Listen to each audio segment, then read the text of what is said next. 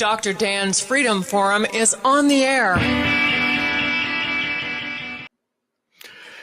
Tonight, this is Dr. Dan, and we are streaming, as you know, Dr. Dan live streams live 8 p.m. every Tuesday night on Facebook, YouTube, X, and Rumble.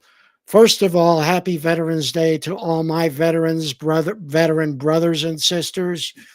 It is Veterans Day, and I'm saying happy Veterans Day to all of us. Tonight, anti-Semitism, specifically hatred of Jews, Israel, and the Jewish people, is the canary in the world's moral coal mine. As international and interpersonal tensions rise, Jews become the scapegoat and the excuse for unholy alliances that are fundamentally illogical and defy common sense. For thousands of years, the Middle East has been the spirit and the foundation of humanity's religion, morality, and history. Inevitably, it has also been the origin and the location of the worst of man's behavior, often enacted in the name of those moral codes that preach harmony, love, and forgiveness. Historians teach us that a society's history is a repetitive cycle of birth, progress, and plenty, followed by greed and a lust for power by an arrogant ruling class that leads to destruction. Incredibly, humanity, peoples, and nations appear to be incapable of learning how to live in harmony individually and as a community. I have 3 rules to follow that would allow us all to live harmoniously with each other. They are: live and let live, do unto others as you would have them do unto you, and don't hurt anyone and don't take their stuff. The Arab-Israeli conflict in the Middle East is unfortunately way beyond that, and it is affecting the peace and security of the entire world. Overlying this entire scenario is the question of biblical prophecy and the belief by many that we are all part of God's plan for mankind. Now, my guest on Freedom Forum tonight, Freedom Forum Live, is Steve the tour guide. Steve the tour guide spent half of his life in the USA and half in Israel. He served in the Golani Brigade of the Israeli Army. He earned a PhD from Hebrew University in Jerusalem in Greek, Roman, and Hebrew literature of the Second Temple period, as well as degrees in international relations with an emphasis on the modern Middle East conflict and comparative religion. More importantly, Steve has been a close friend and confidant for many, many years. So welcome, Steve, the tour guide, as a guest on Freedom Forum Live. Hello, hello, hello. Good evening to you and to your audience. Oh, and a blessed Veterans Day, wished, of course, in gratitude for the service of all those who have served to defend our lives in the history of the American forces. Well, thank you very much for that, Steve. We know it is Veterans Day, and yes, to all my brothers and sisters, veterans, happy Veterans Day. And yes, so you are here with us today, and I think the way to start is, what is the political and military situation on the ground in Israel today? Well, since President Trump's brokered ceasefire, and I won't refer to it as a peace as he has, because I don't believe it to be a true peace treaty of any kind. But according to that ceasefire, Israel withdrew to its current deployment, which is to say that it's currently deployed over about 53% of the Gaza Strip in what's called the yellow zone. That's Israel's zone.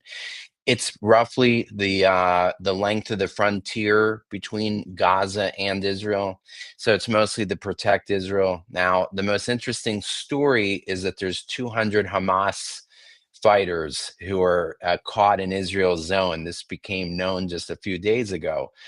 They're trapped in Israel's zone, and they're trying to negotiate a safe corridor to get the 200 Hamas fighters, out from their underground tunnels that just happen to be in Israel zones back into the Hamas run zone. Israel so far is not giving away to them such a freebie, and I don't know what Israel's demands are to let these people out alive. And I don't know to what extent Donald Trump is pressing Israel not to kill these people. So that's where we currently are at. Lastly, I'll just say there's about 5 or 6 dead hostages, bodies to be yet recovered. And once they're restored, that basically fulfills much of what was President Trump's and his underlings, Steve Witkoff and Jared Kushner's role in all this. So, what you're basically saying is that Gaza is a divided territory at this point, with Israel maintaining control, I assume, of the northern part, and whoever is in control of the southern part, not Israel. So, Israel and not Israel. It's kind of interesting, of course, that there are fighters, Hamas fighters, in tunnels. We all knew there was a whole bunch of tunnels all over the place. I guess they just got caught up in the ceasefire. Yes, yes. The where Israel has not retreated is on the border with Egypt. It's very important. It's called the Philadelphia Corridor. This was basically like oxygen is to an organism, so it was to Hamas. It was through that corridor and a network of underground tunnels from the Egyptian Sinai that through which Hamas was armed and would continue to arm itself. So Israel's not withdrawn from that as part of the general withdrawal. But you're right, most of Israel's forces are concentrated in the north, except for the Philadelphia corridor, which is still under Israeli, sovereignty for now. So you're saying, of course, that it's not peace, and I get that. It will never ever actually be peace until Hamas and the Arabs say Israel has a right to exist, and they're not out to push all the Israelis into the sea and kill every single one of them.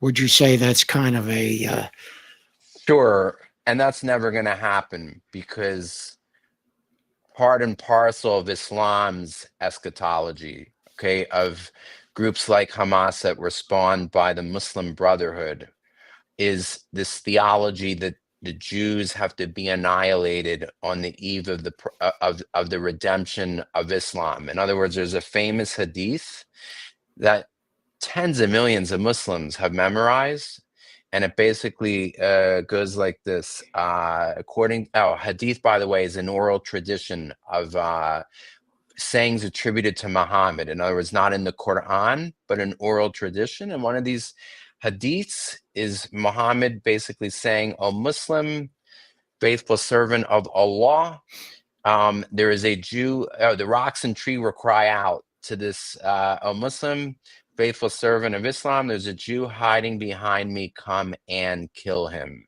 The redemption of Islam won't come until that day happens. So until the rocks and the trees cry out to the Muslims, come and kill the Jew behind me, they believe that their version of the Messianic era cannot take place. So it's not just about destroying Israel. It's really also about annihilating the Jews. That's very central to Islam's eschatology, which very few Westerners are familiar with. So that may be the first time anybody's hearing this, what I just said. Well, Islam, I mean, through the centuries, that kind of has been the modus operandi of Islam, whether it's to the Jews or whatever nation they conquered. You had to either become a believer, a Muslim, a believer in Islam, or live as a slave or be killed. Wasn't that what Islam and Muslim required when they conquered a nation? Yeah, when Islam would conquer a nation, they divided everybody into two groups. Those of us who were Jews and Christians belonged to a group called Peoples of the Book, Ahl al-Kitab in Arabic, which is to say they acknowledge that Allah one time did reveal himself through the Jews and the Christians. So we have this honorary place in which we're not supposed to be killed, but we're to be subjugated. And by subjugated, that means that every year we have to pay to the Muslims in any Sharia-run society what I call the bully tax. They call in Arabic the jizya, but I liken it to the tax of the bully in school that would go up to you and, beat you up until you gave them your lunch money and then leave you alone till the next payments due a week later. That's what the jizya is. Jews and Christians, as long as they agree as a community to pay the jizya, are supposed to be granted their lives, but they're subjugated. Other than paying the jizya, there's all sort of symbolic humiliations. For instance, Jews and Christians are not to build a new church or new synagogue since Islam has conquered the land. Any church or synagogue that exists to this day in Islamic lands was already there before Muhammad and Islam spread as a religion. Before the advent of the automobile, Jews and Christians were not allowed to ride horses. They were only allowed to ride a donkey because a horse is considered a noble creature and only Muslims can do that. Now, if you were a non-Jew or non-Christian, let's say you were like a Hindu, okay, someone who's not a people of the book, then you had a choice to either convert to Islam or to leave. They would give you a grace period to pick up and move out of the country or face death. Those were your three options as a non-Jew or non-Christian. But interestingly, today's Muslim Brotherhood, Al-Qaeda, ISIS, they don't even agree with these rules of Islam because, as you know, in Syria and Iraq, they've genocided, many of their Christians. And any minority, whether it's the Druze, D-R-U-Z-E, Druze, Christians, the Yazidis, okay, none of these people were granted any sort of reprieve or mercy. So Islam basically demands exclusivity. That's right. And That's right. to me, that's one, we're going to talk, I know, about truth and facts and things of that nature, and why some people can't accept facts as facts. And here it is right in front of you, realistically. You have a religion and a people who, when they conquer you, they say, from now on, this country is exclusively belongs to Islam. It's an Islam country. And pretty much you're either converting to Islam, leaving in some cases, if you're allowed, or you're killed. There is no compromise at all with any other belief system other than Islam. Yeah, that's fair. And one only needs to look to Europe today, to places like England and London and France, and I would say every European country, with the exception of Hungary and Poland, who have allowed a flood of Islamic immigration, both legal and illegal. And you have entire areas of all the named countries that's considered no-go zones, that not even their own police can enter certain cities in Sweden or certain neighborhoods of Paris in France or certain towns like Manchester in England. So the answer is yes. We're seeing this play out in real time in Europe. for reasons totally unbeknownst to me. I just can't fathom why. And by the way, Canada to our north is not that much different. They're like Europe, where today the population of Canada is close to 10% Islam. It already is in places like Toronto. In England, it's already about 10%. Yeah, we're seeing this play out, and I can't negate what you just said. But Yeah, the important thing to realize, Steve, is that people in, and I would call them partially subjugated countries, they've been subjugated by mass immigration. There's a minority, a powerful minority that is powerful enough because of their beliefs to have taken over segments of the country. yes. England is a good example. I'm very familiar with what's going on in London. You have a Muslim mayor of London, and you have areas in Manchester and even in London that really are not British anymore. So Uh, those are facts. How is that acceptable to the 90% of the other people who occupy the nation? well, it's not, and you're starting to see the rumblings of it in places like England. If you're familiar with a guy by the name of Tommy Robinson, who's one of the patriot leaders of the reactionary, the reaction to all this. There is an awakening, and I know in the last month there was a massive, massive march in London of almost 1 million people, belonging to the patriot wing of things. So look, it's late in coming, but better late than never. The problem is it really going to do anything? Nothing short, and what I'm about to say is scary stuff, and it's not like I enjoy saying what I'm about to say, but probably nothing less than civil wars in these countries are going to reverse anything. Um, there are very peaceable Muslims, that live in these countries, but you have a critical mass. That's the key word, a critical mass that don't assimilate and never will.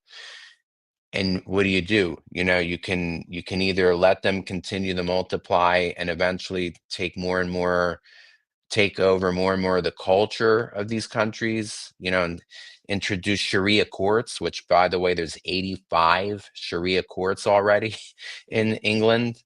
Um, or you can denaturalize, some of these people, let's say the ones that are on record as saying that they're out to destroy England or overthrow the system there, or they've been caught as members of ISIS. I do think England actually stripped somebody already of their citizenship who was caught, pledging allegiance to the Islamic State. So is there a solution to this? Yes, but it's not going to be pretty. It's going to be very ugly, and I do think it's going to happen. I do think we're going to see. We're sort of at the precipice, Dan, and I'm not saying it's an exact parallel, but you're seeing things align as they did before World War II. You know, I mean, it was sort of one of the things that caused World War II, one of many, was just you had a lot of German expats who lived in countries that neighbored Germany, who saw themselves as German, just like today's Muslims see themselves as Muslims. It's not unique to Islam in history. It's really that we're tribalistic as humans, and we tend to do better when we live it within among ourselves together, in our own boundaries. The Islamic invasion of the West is, and that's really what it is, especially as it's playing out in Europe, is leading to similar stress as certain migration patterns did before World War II. It's reaching that critical mass, and it's just human nature. Nobody wants to see their country taken away. Now, in our country here, the United States, President Trump sort of serving currently as the temporary pressure relief valve, and is seizing the southern border and doing everything he can to restore, people that are here illegally to their, repatriate them to their countries. And course, I support what he's doing. I think it's amazing. But, what happens after President Trump? How permanent will this be, what's happening? But at least he's trying. There's nobody else in Europe or Canada that's even making the effort, if that makes any sense. Well, I'm familiar with Tommy Robinson, and I actually have interviewed on Freedom Forum Radio. I've interviewed Paul Golding, who's the head of Britain First, and those are the two men who and their parties who are actively trying to put the genie back in the bottle. It's really very tough over there because, yes, there are some peaceful Muslims there, but what has the immigration pattern is that of young men, large numbers of young men, and they are not peaceful.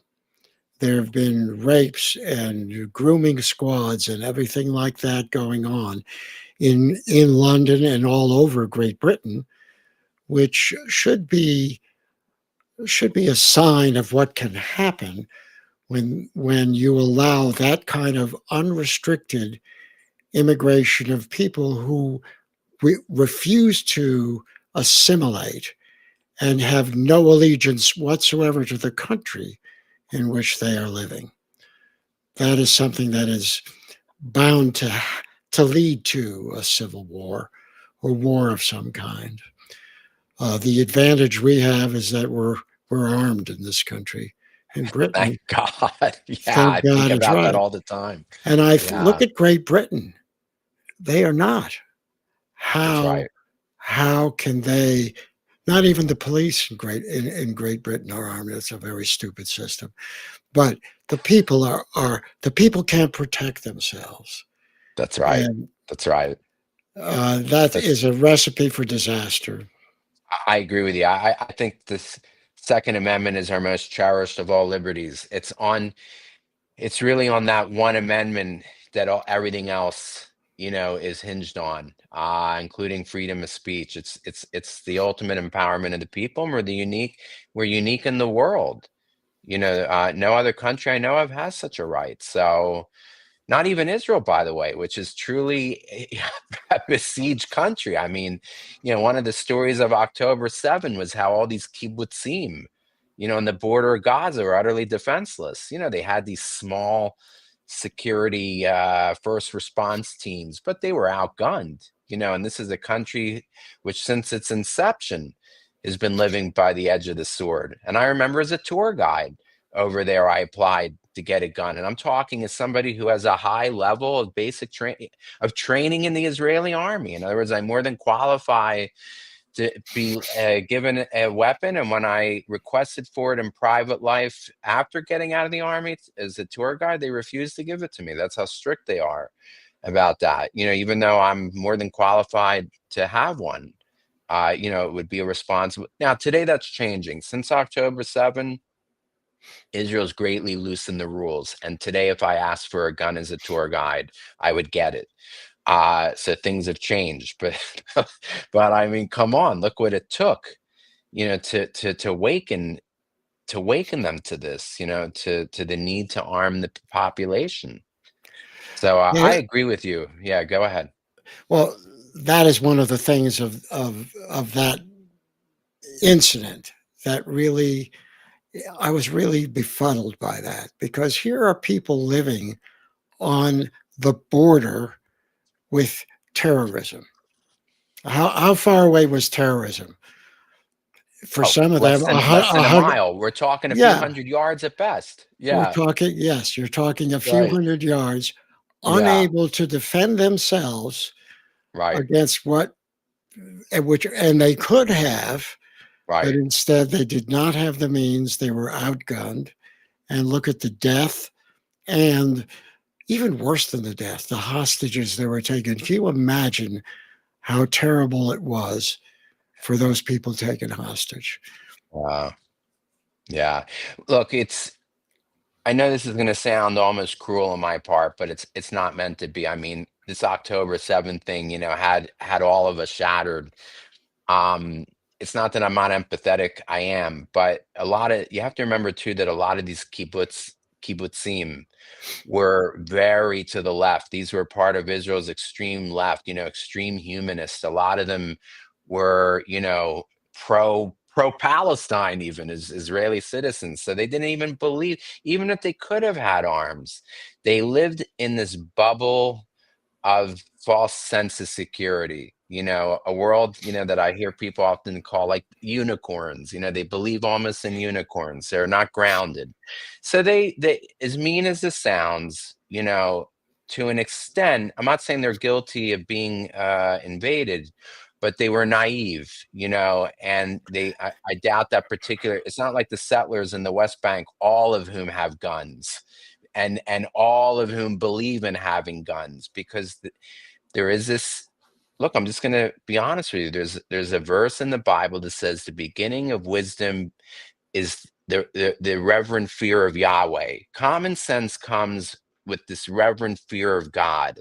If you don't have that, if you're a secular atheist, far leftist, you don't believe in God, then you're susceptible to believing in anything. And those people did. They believed in the worst thing they could, which is in humanity. That's the last thing I trust, humanity. The Bible has a very low esteem of human nature, but people on the left, and as you know, this is one of the main differences between us as conservatives and people on the left, is that we have a very cynical view of humanity. We realize that, yes, humans can do good things, but they need to be kept within bounds, hence the Second Amendment. Whereas people on the left tend to have a naive, optimistic view of human nature. They believe that humans are essentially good, and rarely go off the rails. And that's what these kibbutznikim were. They were very devout, leftist, secular humanists. So they didn't even see the need to have guns. They were totally caught off guard by all this, and that's one of the tragedies to their demise. Well, so what this naturally brings up is that the political structure in Israel makes it kind of a fragile a fragile government, doesn't it? Oh, Because very you dysfunctional. you Yeah, have a parliamentary system in Israel, and Benjamin Netanyahu, I think, is incredible, and I assume that you probably do too. But he has to deal with many different factions, that's right. and putting together a coalition that allows him to govern effectively um, can be pretty difficult and tricky. So, why don't you expound for a while on the Israeli government and Benjamin Sure. Netanyahu and his relationship with President Trump? Um, so look, Israel inherited its political system from the British, and it's been historically very dysfunctional. It's what's called a parliamentary democracy. So it's the parliament that has the power. There's something like a dozen political parties. To rule the country, you need to gain 61. That is a majority of 120 seats in their parliament, called the Knesset. But no one of those parties ever achieves that. For instance, maybe in the best election the Likud ever had under Netanyahu would be like 25 seats, 35 seats. The rest of the seats to get to 61, they have to negotiate with these smaller parties to take them over that threshold of 61 seats as a coalition, which means they have to reach out to the ultra Orthodox Jews known as Hasidic Jews, the people with the black hats and black suits, or the settler population of the West Bank. I don't like to call them settlers, by the way. I'm just saying that because that's how most people know them here in the West. But I'm just talking about because that carries such an odious air to it to say settler. These are Jews that have returned to the ancestral homeland. I'm not knocking them, but they're one of Netanyahu's constituents and his government. And when the left is in power, it's the same with them. They have to reach out to these radical left parties to join the more centrist ones. So it's never, each government, although they're elected for 4 years, barely any of them make it to 4 years before, one of these smaller parties bolts and they government falls because they lose their majority. So it's very, very unstable. Now, some people would argue it's more democratic than our system, with only two parties, because now everybody's represented. You have radicals that are represented. You have pot smokers, who have their own party. You got the environmentalists that have their own party. You could argue in some ways that Israel is more democratic than even the United States, but the problem is that the forefathers of the United States were not lovers of democracy. Hence, we're a republic.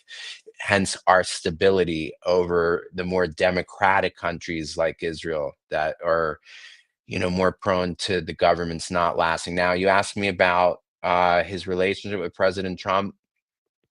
I would say today it's good, but following President Trump's first administration, it did not end well.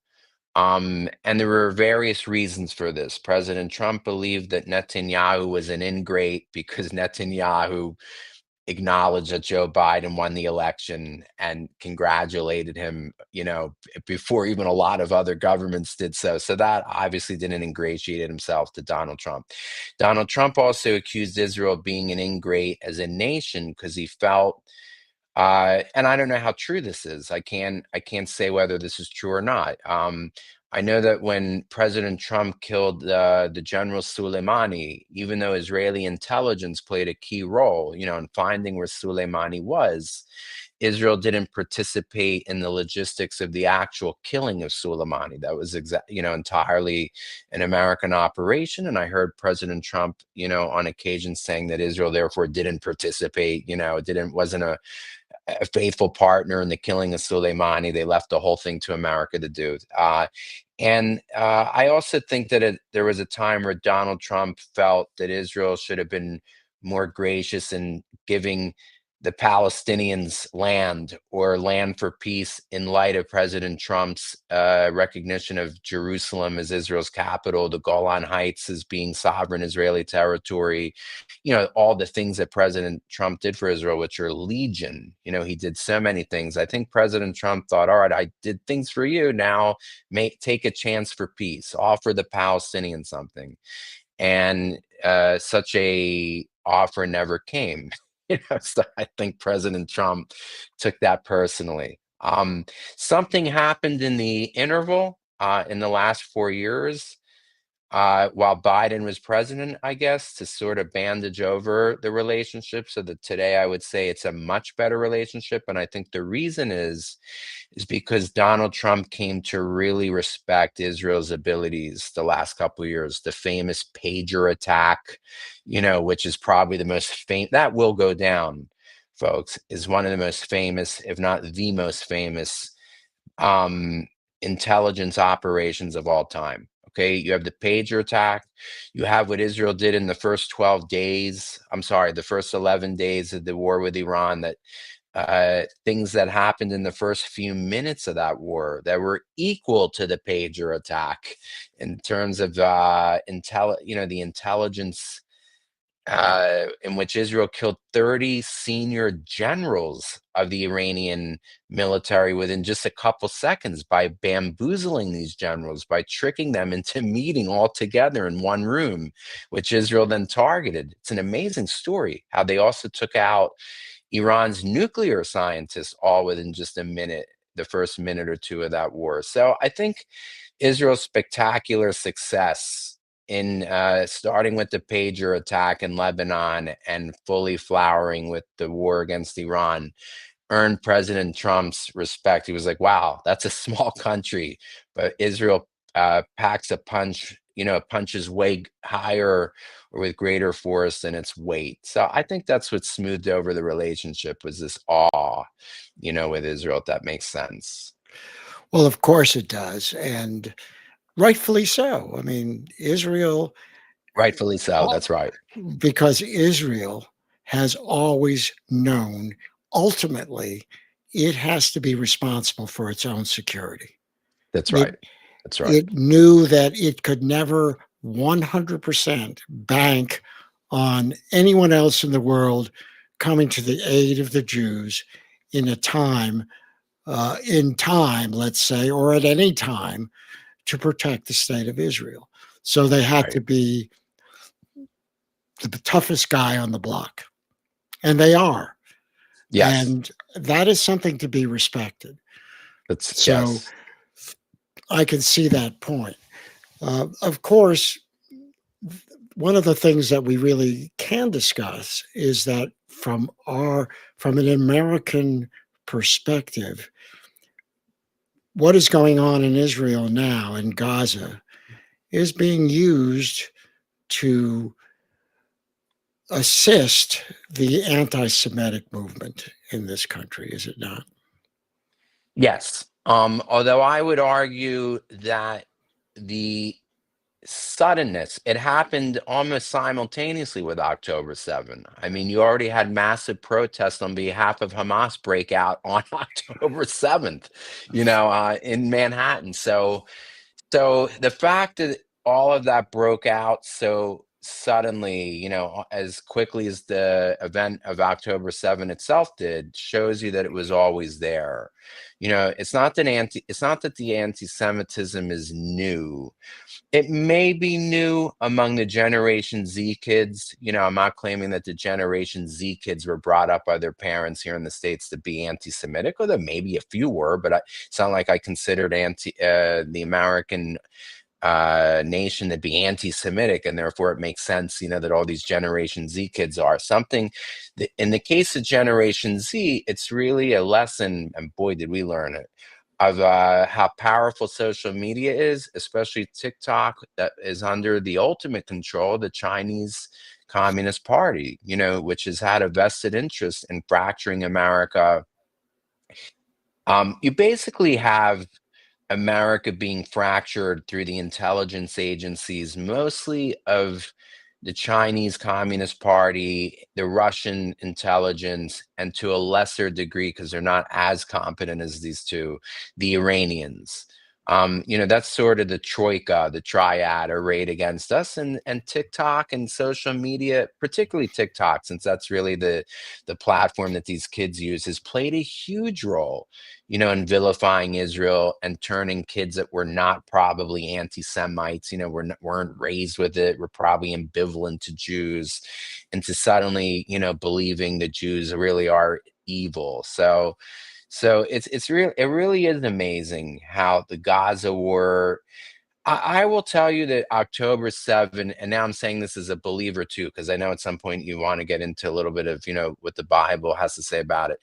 October 7, like Israel's very birth in 1948, and like the Six-Day War in which Jerusalem and all those territories are captured, I would say October 7 is no less an accelerant of what's called by many Christians the end times, as 1948 and 1967 were. In other words, when the aftermath of October 7 has greatly accelerated the events that those of us who believe the Bible talks literally of events that take place in our time, those of us that have a particular eschatology, the Bible, I would say October 7 played a huge role in setting things up for that, unfortunately, in a very negative way here in the United States on both extremes, both the extreme left, which we all knew, we saw being acted out in the last, year or two of Biden's administration, but now on the right as well. And you see that having almost taken over the TikTok,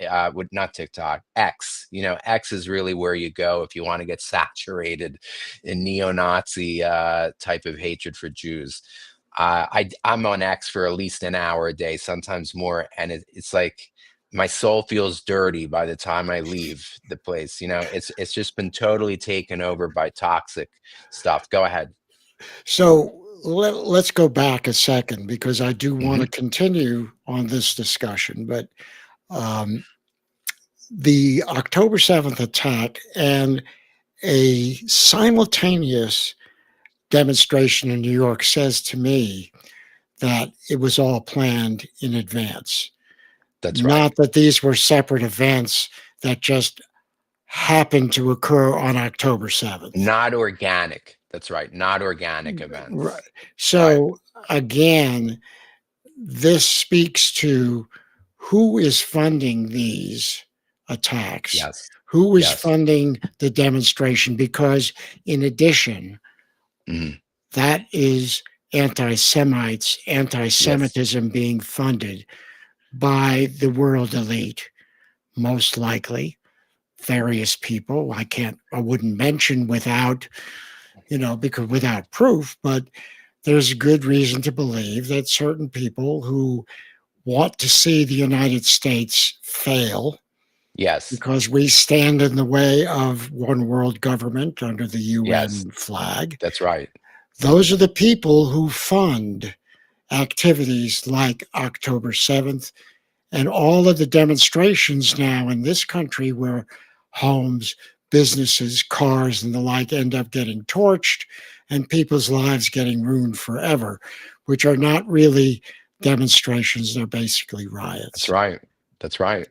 So, this is a different kind of thing that's going on now at this point. So, but to go back to Netanyahu and the relationship of Israel and the United States. There is obviously some people who believe that Israel is involved in some of the goings on in our country that Just spell it out, Charlie Kirk, Charlie Kirk. We've all Jeffrey heard that. Jeffrey Epstein, of course. Yeah. So So how so yeah, what so how does that all link up? So we're really talking about a concerted effort to right. discredit the state of Israel and Yes. Netanyahu, not Right. just over there in Gaza, but Right. it is international That's and right. also founded in our country as well. So let's talk Sure. about that. Absolutely. So, I mean, look, the goal, and I would say the leading voice or face of this goal, which is Tucker Carlson, is to decouple the United States from Israel. And as you know, recently, Tucker Carlson correctly knows it's not the Jews like us who are so few that keep that relationship going, but it's really tens of millions of Christian Zionists. And in one of his most recent episodes, he famously said he hates Christian Zionists more than any other people group, basically in the world. So the goal is ultimately to decouple the people that are pushing all this want to decouple the United States from Israel for whatever reasons they want to do that.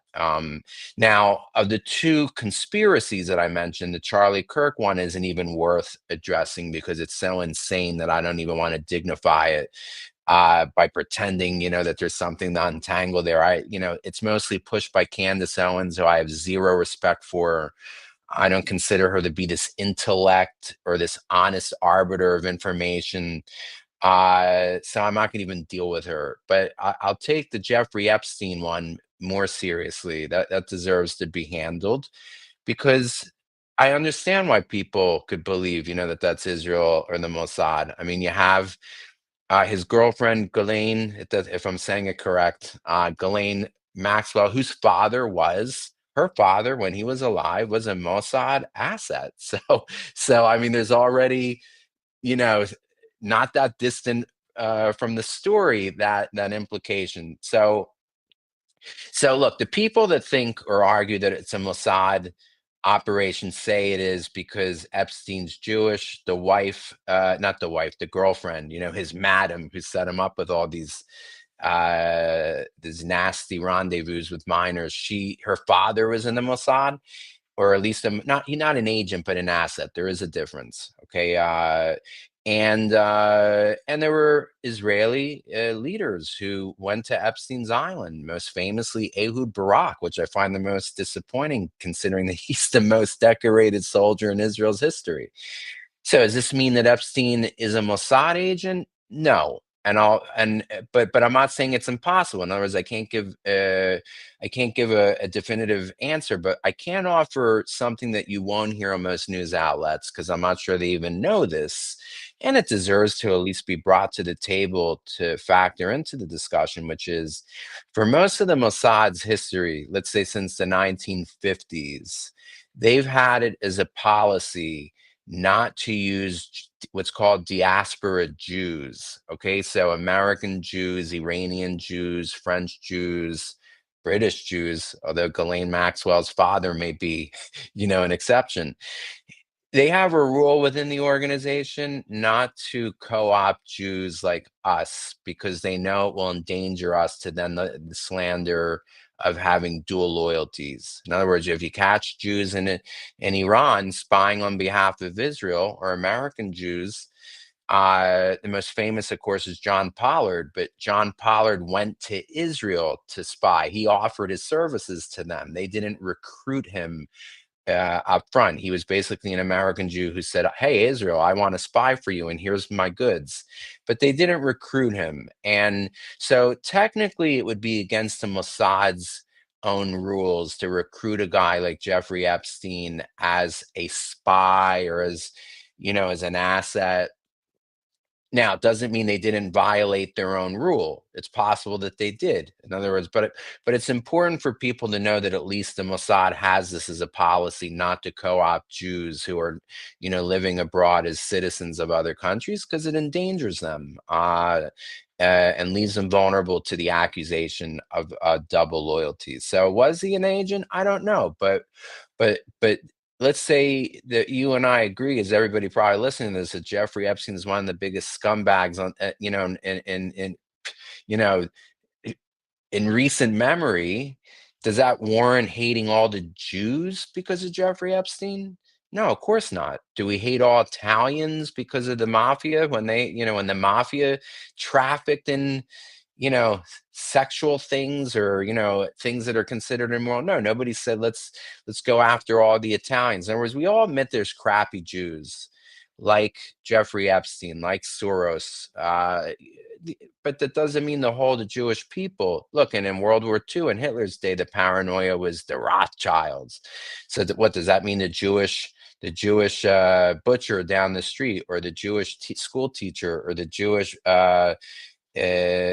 journalist, that all these people are in cahoots getting dividends from the Rothschilds? Of course not. And that's what I find particularly upsetting and scary about anti-Semitism, is that there are wicked Jews like there's wicked people in other people groups, but rarely do those wicked individuals in other people groups lead people to say, therefore, let's get rid of that ethnic group. Unfortunately, you do hear people say that, in response to people like Epstein and, Soros. In other words, they indict all of us as a people. And endanger us all.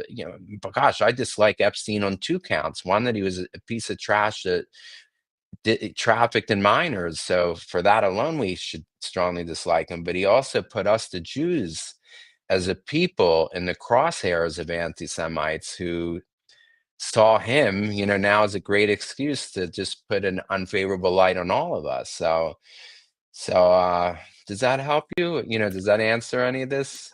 Well, of course, it's important to listen Good. to your opinions on this. And I would say probably facts, but you're absolutely right. There's no excuse for blaming everyone of one religion or national origin or anything because of people of that religion or national origin that are not doing good things.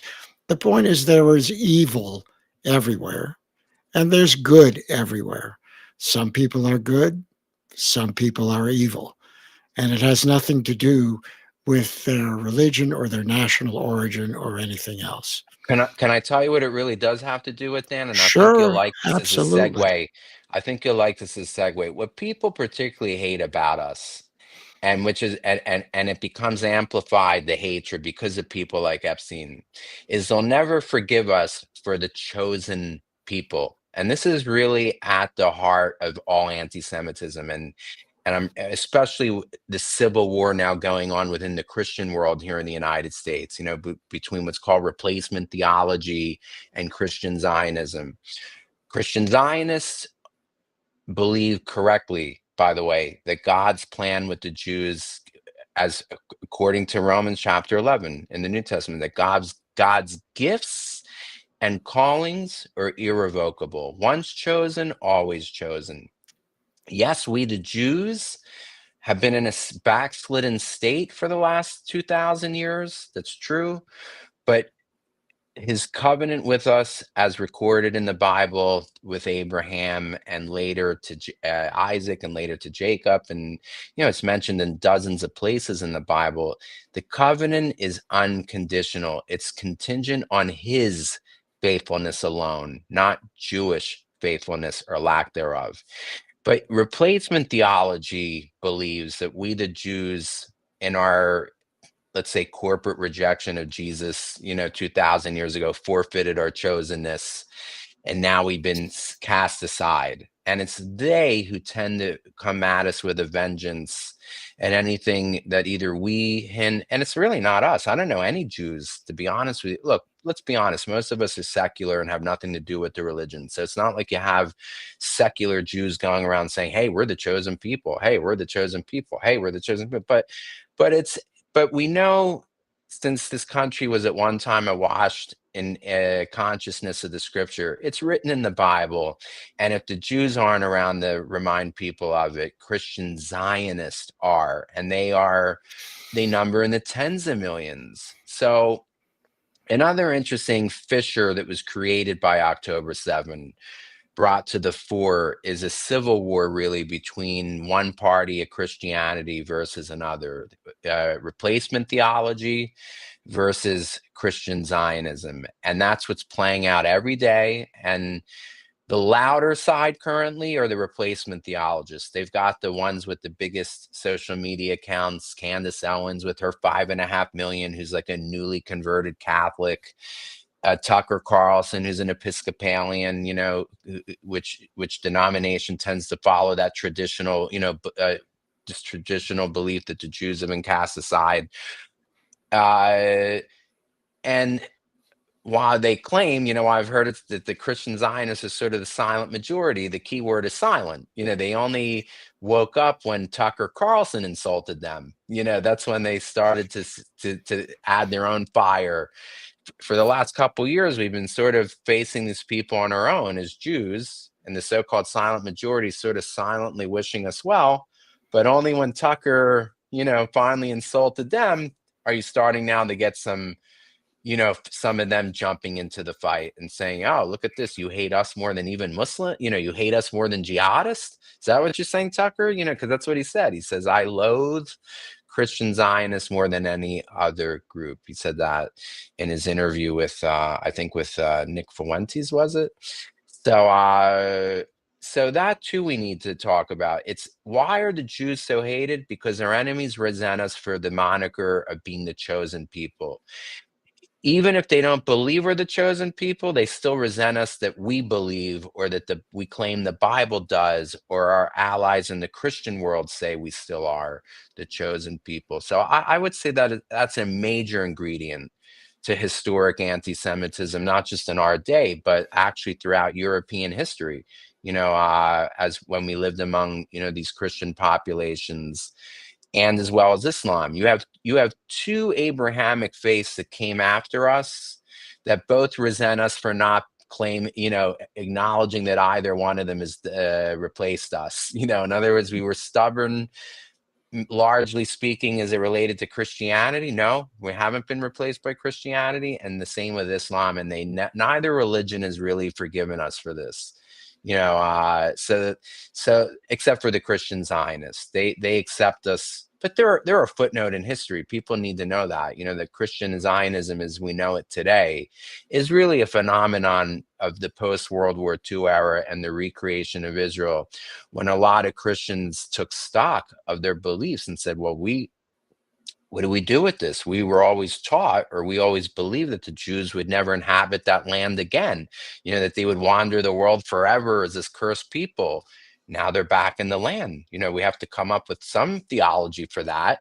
How do we explain that? The sovereign of the universe, the God of the Bible, has sovereignly preserved the Jewish people for the last 2,000 years and has restored us to the land and has made us to flourish in the land. And today that country is of only 9 million people, is kicking the rear ends of hundreds of millions of Arabs in war after war after war. How do you explain that theologically? You must come up with some theology for that. And to their credit, the Christian Zionists are the ones that have seriously tried to reckon with that and say, okay, well, this is why it's happening. The others, the ones that are against us, I'll ask them, well, how do you explain the preservation of the Jews? I always tell somebody, if you want to know what God's doing, just look at what Satan's doing. If God is finished with the Jews, then why is Satan for the last 2,000 years been working overtime till this very day to wipe us off the face of the earth? Isn't that a waste of resources from his kingdom? I mean, it's not like Satan's considered to be this omnipotent being with unlimited sources, but he seems to throw a lot of his resources at murdering Jews every few generations, wiping it. If God is through with the Jews, then why is the forces of darkness, God's opposing, his adversary, so hell-bent, pun intended, on murdering us all? So if you don't believe that God's doing it, well, look what Satan's saying, that we're still relevant, or he would have nothing to do with us. If we, the Jews, didn't have a key role to play in today's events, well, he wouldn't waste his time with us. So I what hope is that introduced some things here for the discussion. Yeah, that's Go very ahead. interesting, and I like that Yeah. explanation. I like the explanation a lot, and it makes sense to me. It really does. So let's take the next step. Um, are we living in end times? And if so, what is everybody's role in that I play? love it. Beautiful question. Yeah. Well, the answer is going to be easier than you would have thought. The answer to anybody that knows the Bible from cover to cover, from Genesis 1 to the last verse of the book of Revelation, who studies the Bible holistically, who does not build entire theologies on a single verse, isolated from scripture, so many people do. But holistically, yes, the Bible is very clear. For those that have read the prophetic books, Isaiah, Jeremiah, Ezekiel, uh, all of this testifies that at a time of God's sovereign choosing, he would regather the Jewish people from the four corners of the earth back to Israel. I think one of the most important chapters, if I had to pick one chapter in the Bible that has it all there conveniently explained, would be Ezekiel chapter 36, which explains why he's doing it. That God is ultimately doing it as his witness to the world that he's still the God of the whole Bible. Not the God of the heretic in the 2nd century known as Marcion, who divorced the God of the Old Testament from Jesus of the New Testament. God, through his regathering of the Jewish people to the land of Israel, per every single prophet of the Bible, is using this to shout to the world, for whoever has eyes to see and ears to hear and a heart that understands, I am still that God, Yahweh, and I'm faithful to keep my covenants forever. And if I'm not faithful to keep my everlasting covenant with the Jews as it pertains to the land of Israel, which is what that Abrahamic covenant is about, the land of Israel, then you, the Gentile who trust in me for New Testament salvation and the new covenant, well, you have no reason to trust me. If I'm a shyster to the one, if I'm unfaithful to the one, well, then I'm unfaithful to everyone. So that's really what this is all about. Now you ask me, what's the role of everybody who's alive today, let's say in America, this generation? It's simply to cede to God his sovereignty. The problem is you have even professing Christians who, whether they will admit it or not, are in rebellion to God's sovereign choice. In other words, their God is their theology over Scripture. Scripture is clear that God's national covenant with Israel for the land of Israel and the covenant of nation is forever. And you have entire Christian denominations in rebellion to that. You have the whole religion of Islam in rebellion to that. And that's the source behind all the tension in the world today, is this collective defiance against the sovereign will of Yahweh. As Americans, we mistakenly believe sometimes that God is part of our democracy. He is not part of our democracy. He is the cosmic sovereign. And we have to remember something. It's been many years since any of us have lived under a king. What we need to remember is that kings do what they want. Yahweh is the sovereign of the universe, and he is doing what he wants, whether people like it or not. And it's for us to get with the program and allow him to cede to him his sovereignty to do what he wants. Well, that certainly is my view, and I certainly agree with you. And obviously, we know that Jesus came to earth, the Son of God, and he is part of the scenario from that time and will, of course, at some point return as part That's of right. God's plan. That's right. That's right.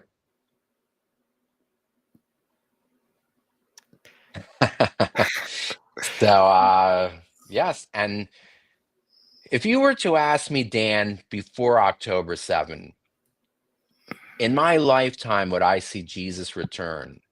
I probably would have said, well, if I live to my genetic potential, most of my family lives well into their 90s, even their late 90s. So I'd say, well, if I reach my genetic potential, yeah, I think there's a good chance I'll see Jesus return. But the acceleration of things since October 7, now I think this is like a 10 years away, not even 20 years away, probably. In other words, I feel we're much closer than I was ever willing to acknowledge before October 7. I always believed we were living in the end times, but I would shelve it. I didn't allow it to shape my view of the world, or in other words, I lived my life, especially when you live in Israel, as I did in Jerusalem, which is ground zero, the epicenter of all these events. It's like you don't want to just every day think about the end times. You want to live a normal life.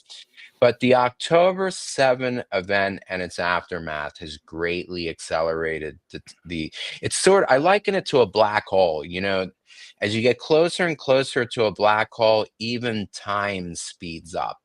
Everything is sucked into that black hole, including time itself. It's sort of like time has compounded or accelerated since October 7 as we get closer to that ultimate finale of Jesus's return, which is analogous to that black hole. Everything is just, so I agree with you. And that's my only source of encouragement, because a few nights ago, I was interviewed by a friend of mine who's a pastor in Oregon, and he asked me if I was optimistic about America's future, and I said no. I said, of course not. For me, I'm elated that Donald Trump was elected, but I never believed that Donald Trump's election was the beginning of a new American age, a new American century. For me, it's a reprieve, almost like an act of mercy before it all hits the fan after him. Nobody after him. He's a unique person in history. These types of personalities or individuals come once every couple centuries, not just once every generation. And whoever succeeds him is just not going to have his way, just like none of the people trying to fill in for Charlie Kirk, in my opinion, are able to fill his shoes. The Bible says we have our gifts and we each have unique gifts and callings. And when we are taken off the stage, those gifts and callings go with us. They're non-transferable to other people. I see the rise of the extreme on the left. I see the rise of the extreme of the right. And one day, one of those extremes, if not both, will take over the United States. I believe that. I do believe we're in this collision course with very dark days ahead of us. So the only thing I can put my faith in and have optimism in is what you just said, the return of Jesus, the second coming of Jesus. Now, it's funny because the two of us are Jews, and you're going to really appreciate, Dan, in a minute, the grace of Jesus to us, because as Jews, you and I are part of a people that make up only 1/5 of 1% of the world population. And of that people group, only about that many believe in what you and I believe in, which is that, that God opened their eyes to see the truth concerning who he is, So you and I are a real minority of minority of minority. Just remember that, I sometimes remember that, and I'm like, man, God, what grace that right. It's almost like I hit the lottery. But that's my only saving grace in the days we live in. I'm not optimistic about the future. Well, I will agree with you in that. And the sign to me of that is that our nation is angrily divided. And Yeah, by angrily divided, I mean that roughly half of the country believes that the other half does not know the truth and will not accept any fact, no matter how it's proven, as being true. It's sort of like if I say to some people, 2 plus 2 equals 4, they'll say, not really. right. And when that happens, when you cannot discuss anything with other people and come to an agreement about what is truth and prove truth, the country is lost That's because right. there can be no compromise. You cannot compromise with people who, when Right. presented with facts, deny them. Yeah. And isn't that sort of what happened? Because you and I are Jews, but you and I are Messianic Jews because we Yes. believe that Yes. Jesus Christ is God's Son, came Yes. to earth to accept the sins, past, present, and future, Yes. and was crucified for that and will return. And Yes. what really convinced me, among many other things, is that when I understood how much of the Old Testament predicted every single thing that he went through. Yeah. And when you know what he went through, and you know that it was corporate Judaism of the time, the leaders, that were the cause of they denied his origin, basically. Yes. Yeah. That that is so disconcerting to me that is what happened. And that is a cycle that just goes on and on and on. When people get in power, it creates a lust for more power and a greed for power, or in some cases, actual greed for money, Right. and that makes their decisions incorrect. Right. That Right. makes their decisions harmful to people, Right. harmful to we the people.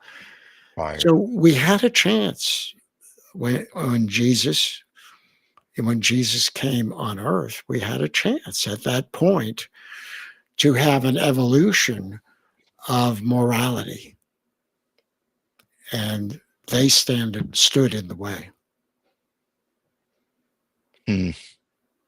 Well, the good news is he is coming back, and when he comes back, all who are remaining will see this.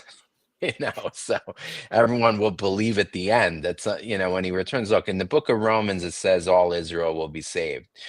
In Zechariah chapter 12, it says this, that at some point we the Jews as a nation will suddenly see this, at the very end. It's in Zechariah chapter 12 and 14, the final battle against Jerusalem. Someone who seems to be a lot like Jesus lands on the Mount of Olives, and fights the battle on behalf of the remaining Jews in the battle. Those Jews then come to conclude or see, wow, here he is. It's called mourning the one we pierced. That's what it says in the verse. It says, in that day, they will mourn the one. We will mourn the one that we pierced, mourn him like an only child. So yes, there is going to be that great awakening, but unfortunately, between now and then, lots and lots of dark days ahead of us. The Lots and lots of dark days ahead of us. So, and trials and tribulation. yes, and all we can do is And this is my passion, is to get people every day to stay in the Bible, to be in the Word, to read the Bible every day, and not just read it as like just any other book, but to drink in the spirit that inspired the Bible, because it's from that we get our discernment, and we're able to see through the lies of today. And one thing you said that I think is so important, and that is you have to look at the Bible not as a sentence here or a sentence there. The Bible is an entire Holistically. Right. yes, an entire work Right. to give you knowledge and judgment and hope for That's eternity. right. That's right. Most people, unfortunately, don't do it, because it's an investment of time. I decide each day that I'm going to invest a certain amount of time in reading the Bible every day. But some people don't do that, or they choose to be lazy, or to entirely trust in their pastor to tell them what they should believe once a week. And it's not those people that are going to have the strength to face what's coming upon the world in the years to come, and now's the time to prepare ourselves spiritually for then. If it catches up to you then without any preparation for it now beforehand, you're not going to be able to stand those days. So yeah, if there is anything that would come out of this discussion, the one thing that I wish people would take away from it or listen to this is, man, I really should be in the Word every single day. The whole Word, the whole Bible. And today, there's even free on the internet. You can get free on the internet a schedule on how to read the Bible through the year. If you've never read through the Bible and you want to do it over a year just to have it down, at least the basics, the fundamentals, you can do that, for free. It's not, there's no racket to it. So it's out there for those that want, who prioritize it as to do it. It just has to do with wanting to do it or making it a priority. So I would say any final words to sum up, but I think we've summed it up, don't you think? Yeah, I thought it was a great, productive conversation. And I wish there was a way, it's funny, whenever I do these interviews with you or others, there's no way for me to interact really with the people that saw the episode, to get feedback or how they enjoyed the conversation. I wish there was a way to know, what people do with these conversations, how it affects them, or, you know, what they take away from them. Well, all I can say is, Steve, the tour guide, as always, you are my inspiration, my Oh, confidant, thanks, my Dan. teacher, and it has been a pleasure to have you as a guest on Freedom Forum Live. Thank you, and blessings to all of your audience wherever they are. And God bless you.